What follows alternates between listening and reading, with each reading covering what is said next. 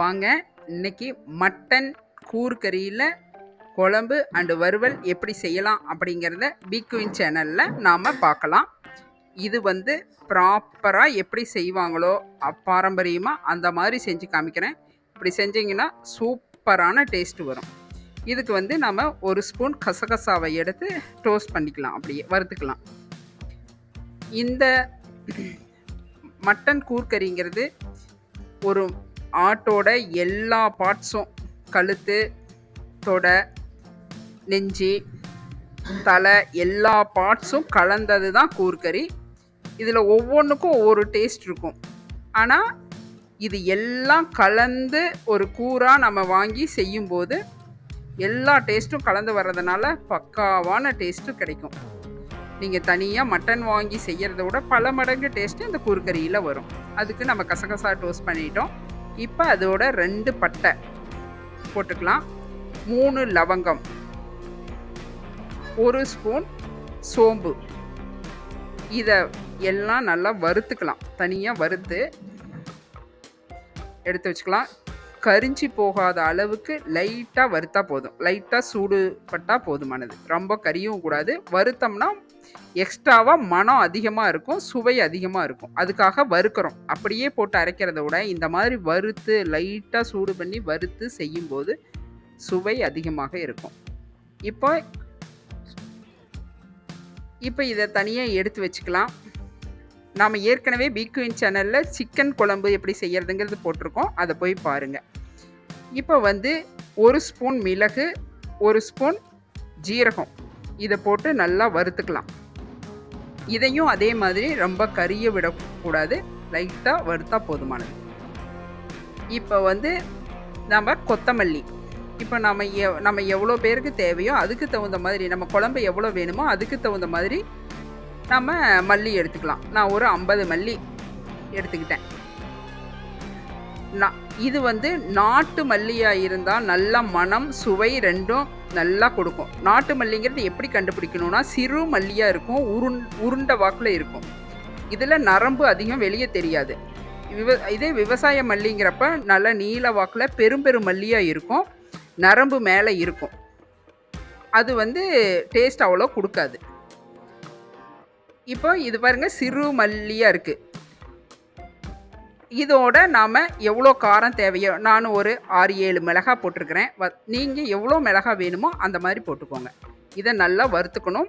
கொஞ்சம் கலர் மாறுற அளவு வறுத்துட்டு நம்ம வறுத்து வச்சுருக்கிற ஜீரக மிளகாய் அதோடு சேர்த்து வறுத்து மிக்சி ஜாரில் போட்டு நல்லா பொடி பண்ணிக்கலாம்.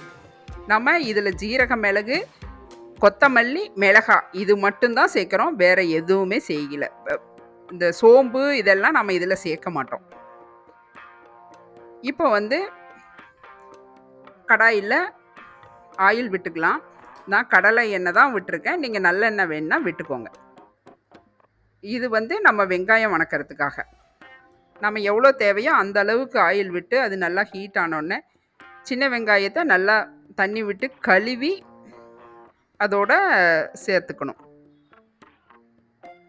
சின்ன வெங்காயம் இதில் எவ்வளோ அதிகமாக போடுறோமோ அந்த அளவுக்கு குழம்பு வரும். இது வெங்காயம் வந்து நாட்டு வெங்காயமாக இருந்தால் நல்ல அதனோட ஒரிஜினாலிட்டி கிடைக்கும்.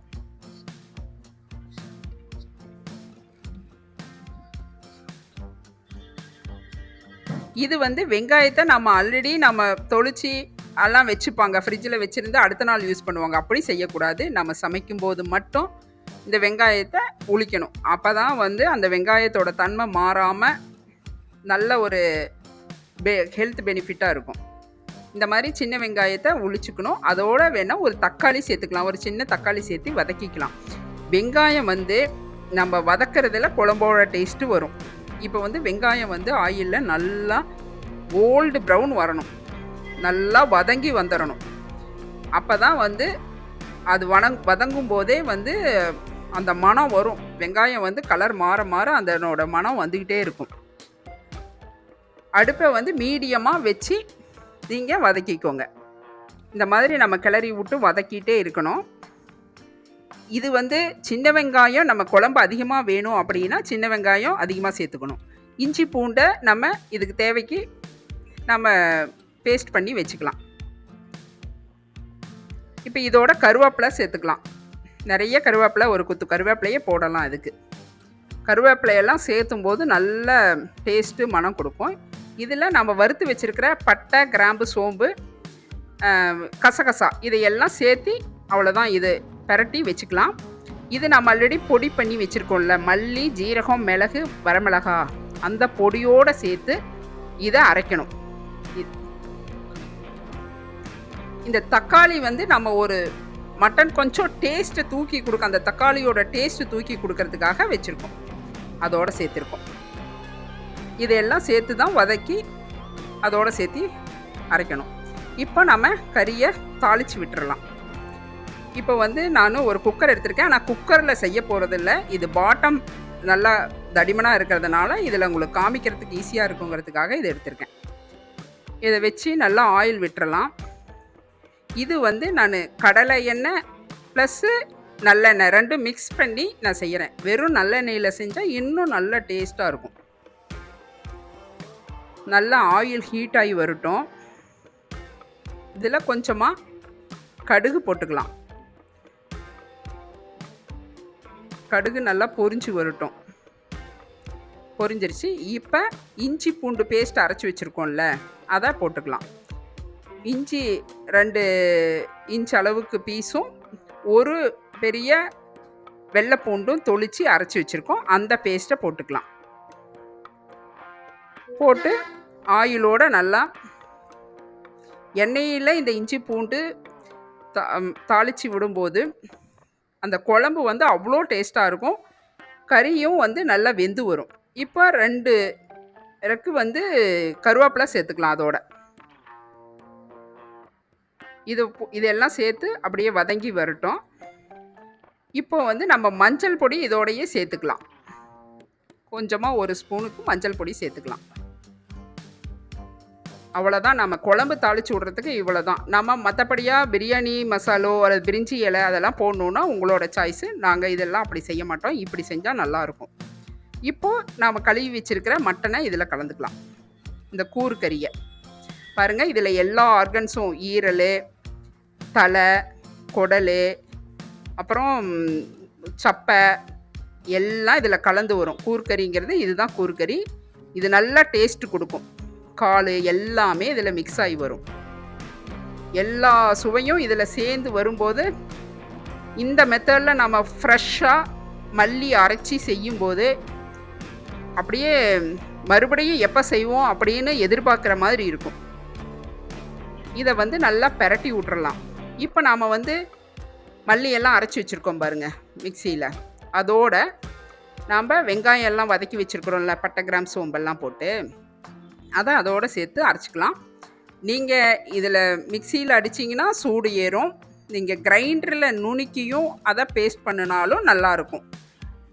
திப்பிகள் வராமல் இன்னும் நல்லாவே டேஸ்ட் கொடுக்கும். பர்ஃபெக்டான டேஸ்ட்டு வரும். இதை மறுபடியும் நைஸாக நம்ம நல்லா பேஸ்ட்டாக அரைச்சிக்கலாம். இப்போ இதை கிளறி கொடுத்துடலாம். மட்டனை இது நல்லா அப்பப்போ பெரட்டி விட்றப்ப நல்லா வெந்து வரும். பாருங்கள், இந்த மாதிரி பேஸ்ட்டு வந்துடும். இதில் வந்து நாம் வந்து மறுபடியும் கறியை வறுவல் பண்ணுவோம் இல்லையா, அதுக்கு இதில் இருந்தே கொஞ்சம் எடுத்துக்கலாம். ஒரு கரண்டி அளவுக்கு எடுத்து வச்சுக்கலாம். மறுபடியும் நாம் எடுத்து கறி வறுக்கும்போது இந்த பேஸ்ட்டு போடும்போது இன்னும் நல்லா டேஸ்ட் கொடுக்கும். சாந்து வந்து இட்லி சாதமோ பிசைஞ்சு சாப்பிட்றதுக்கு எதுவாக இருக்கும். நம்ம என்ன தான் பொடியை நுணுக்கி போட்டோம்னாலும் அந்த கிரேவி வந்து ரொம்ப ட்ரை ஆகும். இந்த மாதிரி சாந்து கொஞ்சம் வறுக்கிறதுக்கு எடுக்கும்போது நல்ல பதமாக கிரேவியாக இருக்கும். இது வந்து நீங்கள் ஆட்டுக்கல்லில் ஆட்டி செஞ்சீங்கன்னா இன்னும் அல்டிமேட்டாக இருக்கும். இப்போ பாருங்கள், கறி வந்து வெந்துட்டு இருக்குது. இதோட வந்து நம்ம உப்பு கொஞ்சம் கலந்துடலாம். உப்பு கொஞ்சம் கறியில் ஏறும்.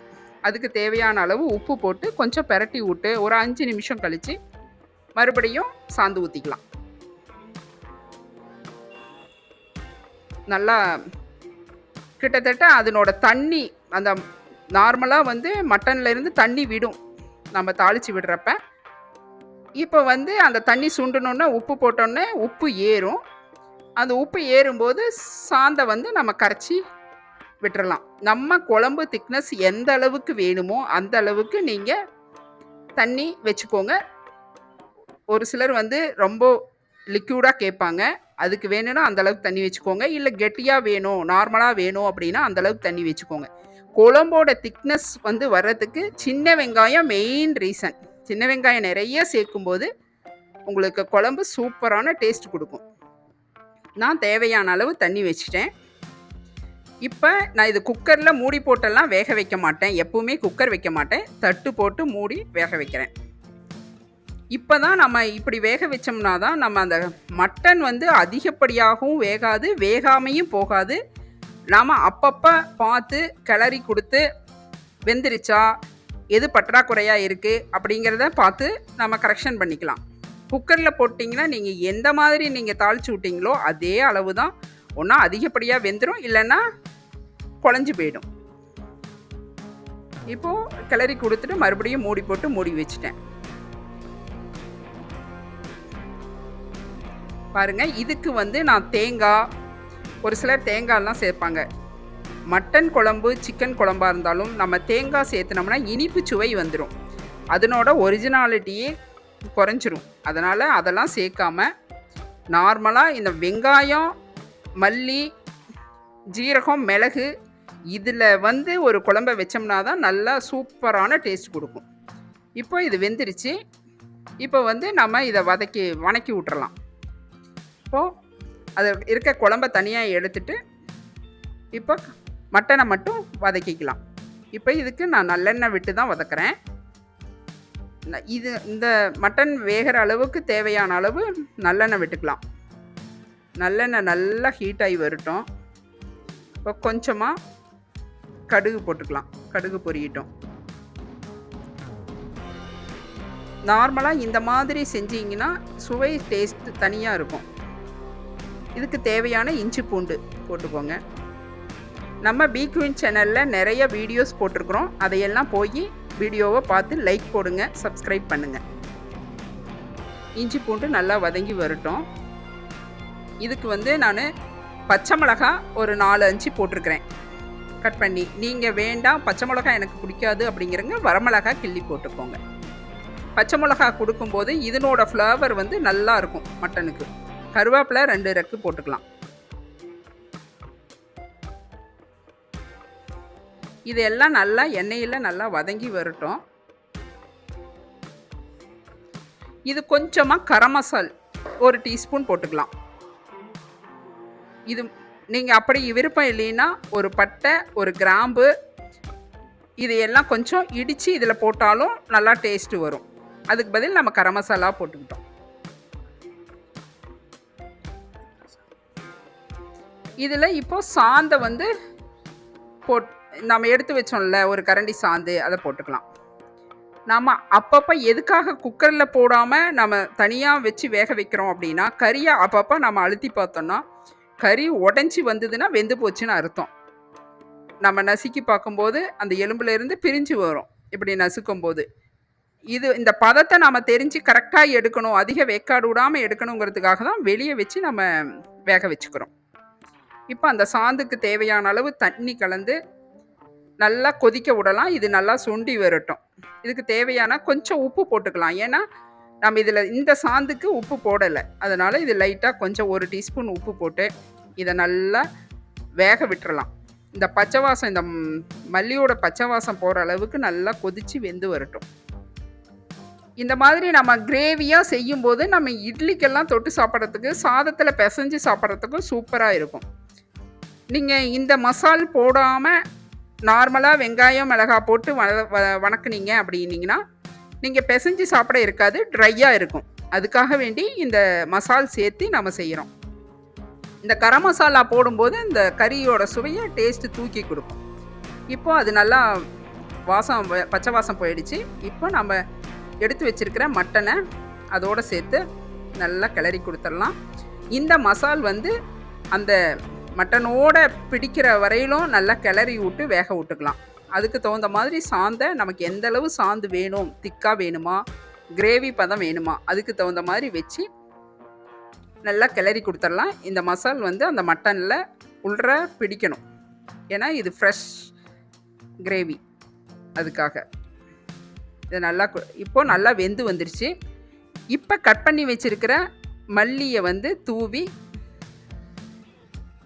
கிளறி கிளறி எடுத்துடலாம். அவ்வளோதான் இது. இந்த கூறுக்கறியெல்லாம் ஸ்பெசிஃபிக்காக ஒரு இடத்துல எங்காவது போடுவாங்க. அவுட்ரில் நிறைய இடத்துல கிடைக்கும். அந்த மாதிரி இடத்துல போய் வாங்கி சாப்பிட்டிங்கன்னா சூப்பராக இருக்கும். இப்போ நம்ம அதை பரிமாறிடலாம். ஒரு வாழை இலை போட்டு கொஞ்சம் உப்பு வச்சு, இட்லினா இட்லி, ரைஸுனா ரைஸு. நான் இட்லி எடுத்துக்கிறேன். அதோட இந்த மட்டன் கிரேவியை வச்சு சாப்பிட்டோம்னா